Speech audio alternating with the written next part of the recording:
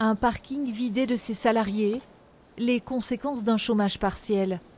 Selon les délégués du personnel, les fournisseurs ne livrent plus et les clients se font rares.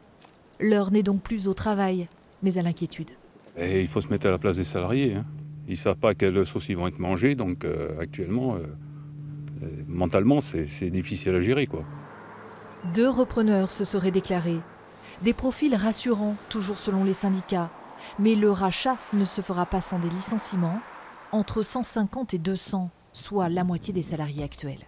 C'est énorme, le bassin d'emploi n'est pas extensible et malheureusement c'est plutôt une zone sinistrée. Donc ça va être une catastrophe pour la région de Montbord.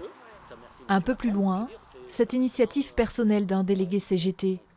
Laurent Marza a planté sa tente et ne compte pas quitter les lieux avant d'obtenir des mesures d'accompagnement dignes pour les salariés.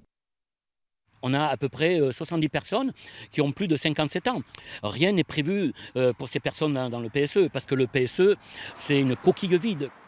Le PSE, plan de sauvegarde de l'emploi proposé par l'actuel propriétaire, serait juste au minimum légal. Il manquerait selon les personnels entre 3 et 6 millions d'euros pour permettre aux salariés licenciés de quitter correctement l'entreprise. Spécialisée dans les menuiseries bois, PVC et alu, l'entreprise Grégoire, dont nous avions filmé la production il y a quelques années, était implantée dans la région depuis 110 ans. Son avenir et le nom du repreneur seront connus le 8 août prochain.